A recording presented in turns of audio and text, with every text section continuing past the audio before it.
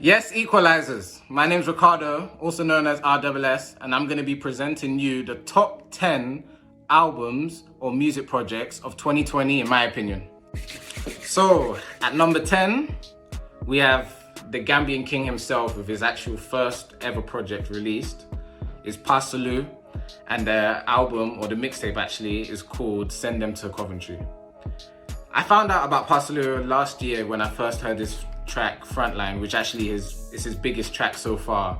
And from then on, I kind of just started following here and there, started listening to his previous singles like Demalai and other tracks, especially his freestyles that he was doing back then in 2018, 2019. And then in May last year, he also released two singles, Betty and Bang Out, which were two songs that, I kind of liked, but they weren't really songs that I expected, or I expected a bit better from him. And then after that, he kind of just delivered it when he released the collaboration single with Backrow G, My Family, which I think is just a smash hit, and I think it's just a banging track, which I was listening to throughout the whole lockdown period. And then from then on, he started teasing that he was going to be releasing a project before the end of the year. And he also released the track that kind of announced it in Black, which was obviously to do with what was happening in the States and the death of George Floyd and Black Lives Matter. And he kind of wanted to make a track that kind of told people his views and what he wanted to express about it to a certain degree. But then obviously it came to September, and that's when he released the album. It's a 14-track mixtape, and 6 of the tracks have features, and they're all from the Midlands. So it has Millions, who's a drill rapper from there.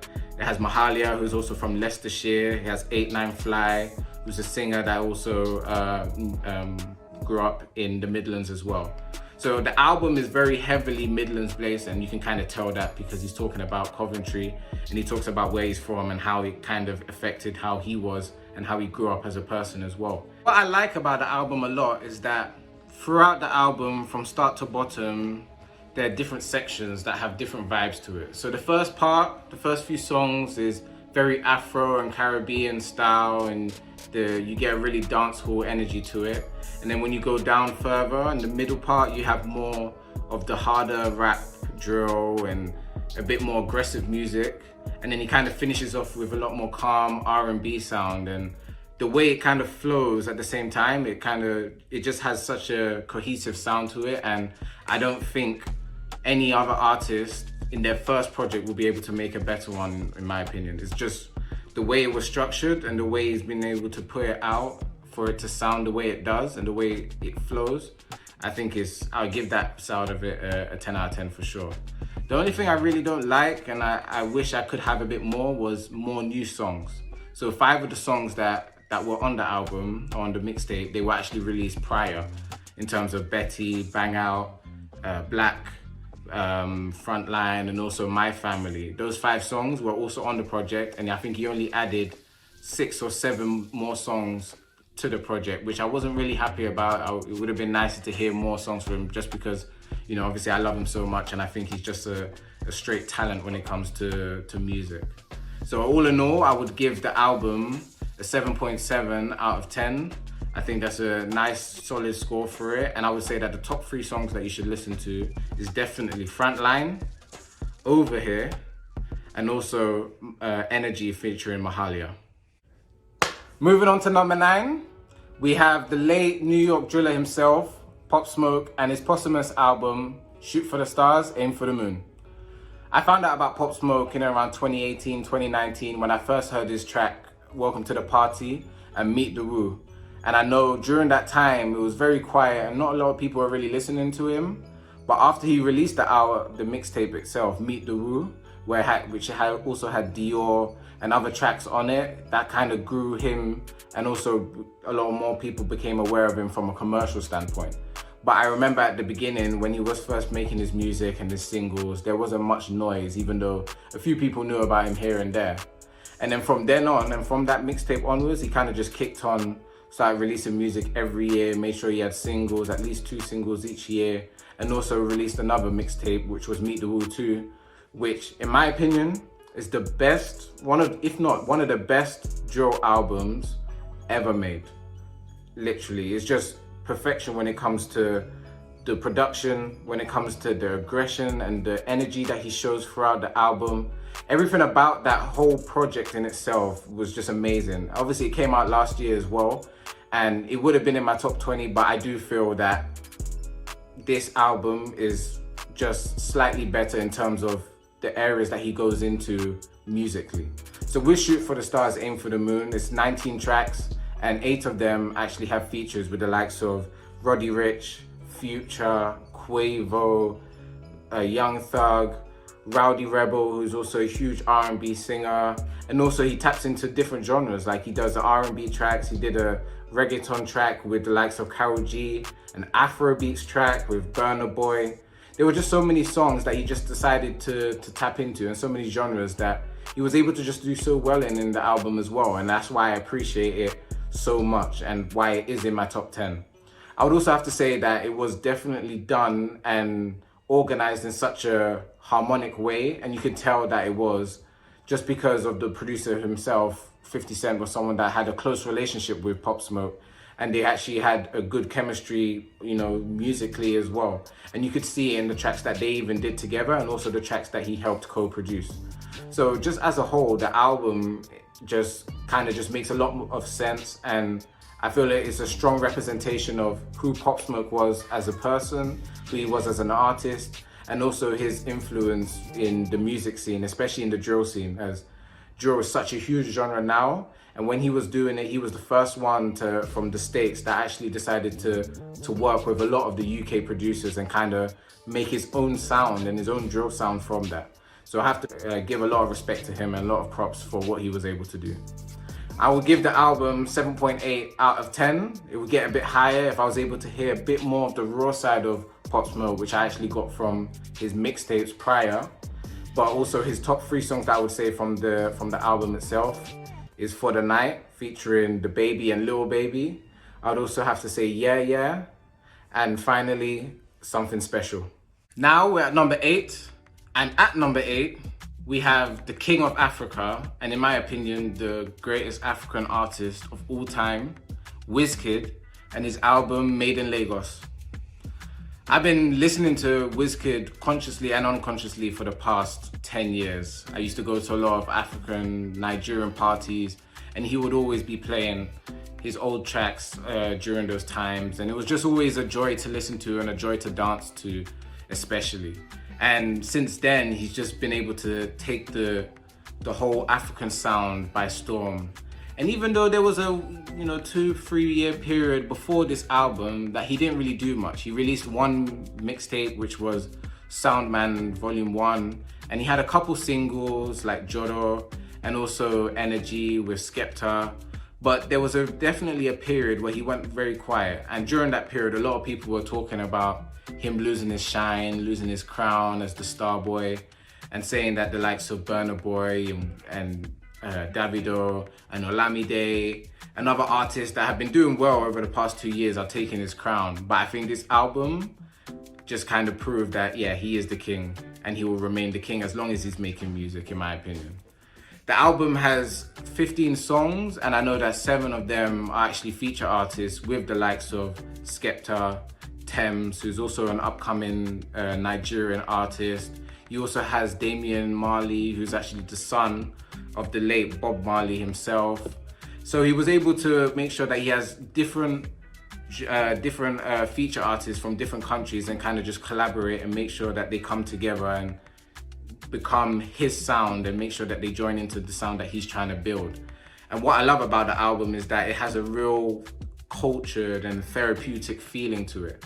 It's very much as if you're, the music that he's able to make and the instruments that he uses is just very soul-filling, and it really gets you in your feeling, especially me as an African man, just appreciating me being African and where I come from. And that's, the album in itself is just a strong representation of what Africa is and the way our sound has become what it is today. I would have to say, when it comes to the album and the slight disappointments, is that the album is very one-dimensional. It is only really that one sound, even though it's perfected in my opinion, and I think it's done very, very well. I would have liked Wizkid to kind of tap into different sounds, maybe a bit more Caribbean, a bit more dancehall vibes, etc. Just so I can get a difference whilst I'm listening to the album. But even then, it's still an album that there's not a song that I would skip. It's very easy to listen to. And I feel like just in general, in terms of the artwork as well, the whole package of the album is just done in such an exceptional way, in my opinion. And that's why I give it a rating of 8 out of 10. It would have get hit a bit higher if I was able to hear the different sounds, but it's all good. I would have to say that the top songs from the album is Essence featuring Thames, True Love featuring Tay Iwa, and also Ginger featuring Burna Boy.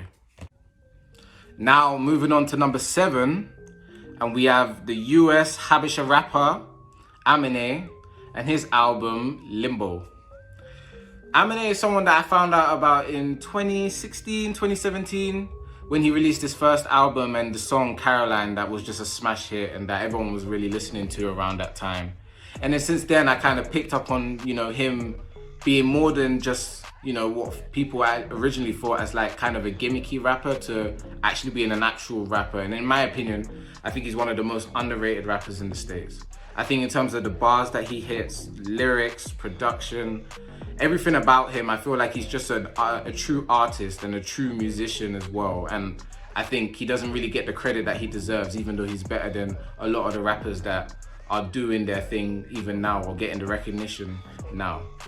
I would also have to say that when it came to his mixtape, one of his first mixtapes, which was 1.5, it wasn't something that I enjoyed too much at the start, but it really grew on me. And at the end, it became one of my favorite mixtapes of 2018. And I would say that 2018 was an amazing year when it came to music. In between Limbo and 1.5, there was a 2 and 3 year gap period where he didn't really do much. He released one single, which was Places and Faces, and he released a collab single as well with Disclosure and Slow Tie, which was My High, which actually became a Grammy nominated track, so it did really well. But I felt like he was very quiet and very hidden in the scene, but I think it was because he was preparing for this amazing album that he was able to bless us with in 2020. Limbo has 16 tracks, and I would say 5 or 6 of them are features with R&B singers, i.e. Summer Walker, old school artists such as Charlie Wilson. He made sure he added rappers as well, like JID, and also touched into the trap side with the likes of Young Thug. It's interesting because I feel like the album is more of a story about his life and what has been going on in his life since his last project, 2018 to 2020. As he talks a lot about his relationship with his family, especially his mother. He talks about the death of Kobe and how that affected him as a person, and also affected the way he thinks mentally now. And he also spoke a lot about the reality of being a rapper in the time, especially a black rapper, in such a time where there's so much injustice and so many issues that's going on in society, especially in the States. So from there, especially from a fan's point of view, is really good to kind of get an understanding and a true feeling of who Amine is outside of the artistry and outside of the music side, but more on a personal level, which I think for any person that is a fan of any artist is always amazing to hear and get that sense of feeling. So I would have to say that when it comes to the album itself, I think that's the best US rap album of 2020. I wouldn't say it's the best album, when it comes to rap in 2020. And I do think that when it came to the US hip hop and rap, it was a very disappointing year. There was a lot of music that I was expecting to hear and a lot of music that I did hear that I wasn't really happy with. But I do feel that Amine and Limbo is a strong representation of what the US rappers and what the US hip hop artists can actually bring to the table. So for that reason, I give the album an 8.2 out of 10. And I would say that the top 3 songs that you need to listen to is Easy featuring Summer Walker, Roots featuring JID and Charlie Wilson, and finally Woodlawn. So at number 6, we have the R&B singer Brent Faiyaz and his second album, F the World. I found out about Brent Faiyaz around 2017 when he released his first album, Sonder Sun. And that's a classic R&B album because it has songs like Home, Talk to You, Gang Over Love, and just so many other songs that just makes that album so complete and just amazing. And from there, I always kept my eye on him, even with songs that it wasn't his song himself, but he was featuring, for example, the song Crew with Gold Link, etc. And it was just kind of from there, I kind of made sure that I kept my eye on him and kind of saw the music that he was producing.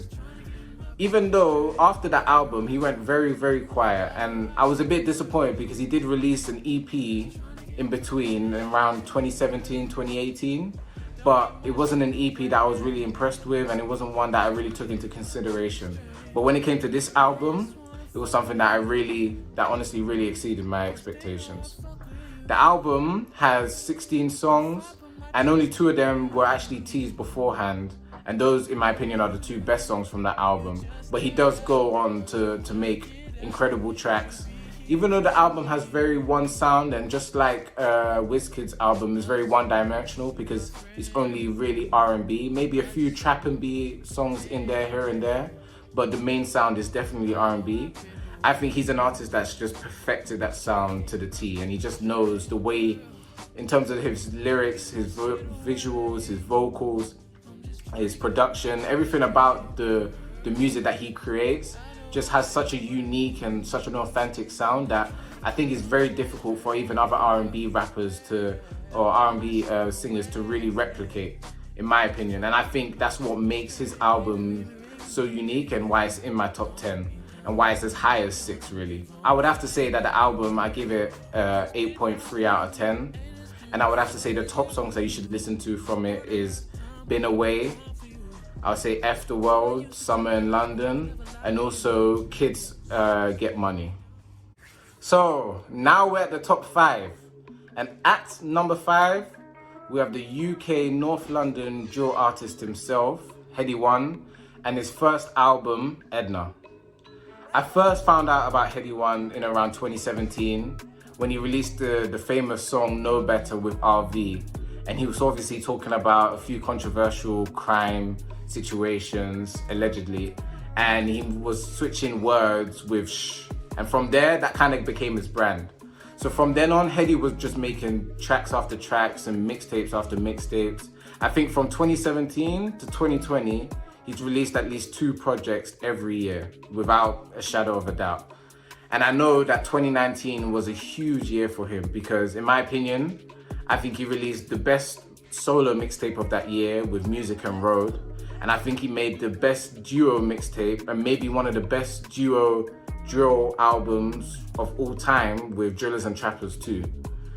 He was able to just kick on from that year to opening up the year for him with his freestyle with the biggest artist in the world now, Drake, and making the track Only You freestyle, which I think really brought a lot of commercial eyes to his attention, especially from the States.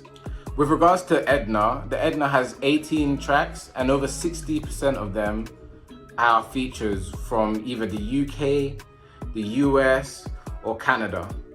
He was able to tap into so many different genres throughout the album as well because he has Afrobeats vibes in it. He made sure he sticks to his drill. He made sure he touched into trap, rap, even R&B. And I feel like being able to touch into those different fields of genres and music and sonics and still make it sound effortless for him and just sound so good was what made the album good for me and why it had to be in my top 5. So I might be a bit biased because honestly, I would say that Headie One is in my top 5 artists currently, and maybe, top 5 UK artists of all time potentially. But I would have to say that when it came to the album, I was really impressed, and it also made me realize that he has many different sides to him. If you go through his discography, you'll see that there's a very experimental side in terms of like the album and the mixtape that he released last year, Gang. And also he has a raw side when it comes to both the Drillers and Trappers and also the one, two. But he also has his best side, which I think is represented in Music and Road. And in my opinion, I think EDNA is a mixture of all 3 of those sides combined together in such a harmonic way that the album had to be amazing. And I think he was able to find his element throughout the whole album. So that's why I'm giving the album a rating of 8.4 out of 10. And I'll say the 3 songs that you should listen to is definitely Princess Cuts featuring Young T, Only You, of course, with Drake. And I'll say the last one is Psalms 35. So if you guys want to find out the top 4 music projects of 2020, in my opinion, go to E.Qualize's page either on Instagram, Facebook or Twitter and click in the link in the bio. And you should be able to find a blog that has all of the albums that I've already mentioned and all the projects that I've mentioned in this video, plus the top 4 albums of 2020 in my opinion. If you want a teeny tiny hint to what's going to be there and what you expect, the song that you hear now in the background, that's an instrumental to a song that's going to be in the top 4 projects of 2020. So if you already heard the song or you already know the beat, then you know what to expect. Thank you very much for watching and I hope you enjoyed.